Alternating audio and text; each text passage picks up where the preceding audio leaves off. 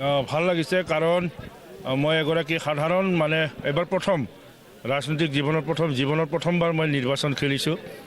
ৰাজনৈতিক জীৱনতো মই ছাত্ৰ সমাজৰ পৰা আহি প্ৰথম খোজ এটা পেলাইছোঁ। বেছি দিন হোৱা নাই ৰাজনৈতিক দলত যোগদান কৰা আৰু দলৰ কৰ্তৃপক্ষই মোক টংলা সমষ্টিত নতুনকৈ নৱগঠিত টংলা সমষ্টি এটা বহুত স্পৰ্শকাতৰ সমষ্টি, এই সমষ্টিত মোৰ নিচিনা এগৰাকী ব্যক্তিক মনোনীত প্ৰাৰ্থী হিচাপে প্ৰক্ষেপ কৰিছে। মই দলীয় কৰ্মকৰ্তালৈ মই ধন্যবাদ জ্ঞাপন কৰিছোঁ আৰু অনুভৱ হৈছে ৰাইজে আঁকোৱালি লৈছে, সুন্দৰ এটা অনুভৱ।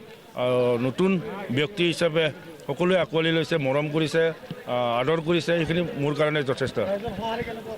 ৰাইজৰ বিপুল সঁহাৰি পাইছোঁ, জাতি ধৰ্ম ভেদে দল নিৰ্বিশেষে, মই দল শব্দটোও কৈছোঁ, আপোনালোকে ধৰি ল'ব, দল নিৰ্বিশেষে সকলোৱে মোক সহায় কৰিবৰ কাৰণে আগবাঢ়ি আহিছে। এগৰাকী নতুন সমষ্টিত নতুন মানুহ, এইটো এটা শ্লোগান হৈছে টংলা সমষ্টিত, নতুন সমষ্টিত নতুন মানুহ, নতুন মানুহে নতুন ধৰণে কথাবিলাক চিন্তা কৰে। আগৰসকলে আগৰ নিচিনাকৈ চিন্তাবিলাক কৰিছিল, তেওঁলোকৰ এটা ছিষ্টেমত তেওঁলোকে কামবিলাক কৰিব বিচাৰে। আমি UPPL দলত গোটেইবিলাক আমি প্ৰায় প্ৰাক্তন ছাত্ৰ নেতাবিলাকে আমি UPPL দলত আছোঁ আৰু এই ছাত্ৰ নেতাবিলাকৰ চিন্তাবিলাক অকণমান বেলেগ ধৰণৰ হয় সদায়। গতিকে আমি সেই বেলেগ ধৰণৰ চিন্তাৰে আমি আগবাঢ়ি যাব বিচাৰিছোঁ আৰু আঁকোৱালি লৈছে, ৰাইজে আঁকোৱালি লৈছে। আমাৰ কথাবিলাক তেওঁলোকে বুজিবলৈ চেষ্টা কৰিছে। বহু ৰাজনীতিবিদে বেলেগক বোকা ছুটিয়াই পেলাই মানে নিৰ্বাচনত জয়ী হ'ব বিচাৰে। বোকা ছুটিয়াই থাকিলে কাৰো উন্নতি নহয়, কোনো সমস্যাৰ সমাধান নহয়। আমি UPPL দলে কাকো বোকা নছটিয়াওঁ। আমাৰ কথা হৈছে স্পষ্ট কথা, আমি কি কৰিব বিচাৰিছোঁ, আমাৰ ভিজন কি, সেই কথাখিনি আমি ৰাইজক জনাওঁ আৰু ৰাইজে বুজি পাইছে। এওঁলোক কিবা এটা ক'ব বিচাৰিছে আমাক, এওঁলোকে কিবা এটা কৰি দিব বিচাৰিছে, গতিকে এওঁলোকৰ লগত থাকিলে আমাৰ কিছু পৰিৱৰ্তন হ'ব পাৰে, এনেকুৱা এটা ধাৰণা তেওঁলোকে কৰি লৈছে আৰু আমাক আঁকোৱালি লৈছে।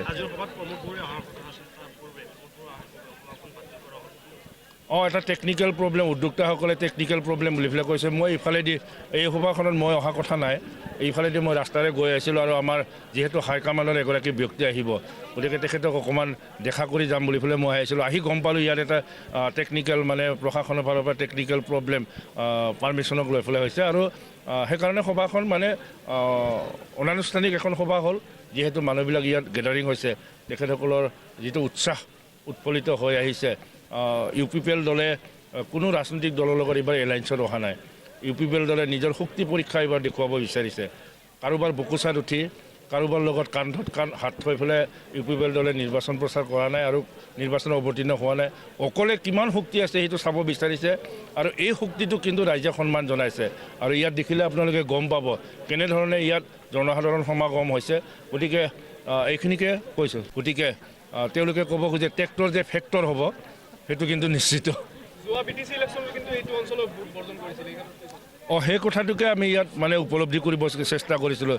এই অঞ্চলৰ মানুহৰ এটা বেদনা আছিল।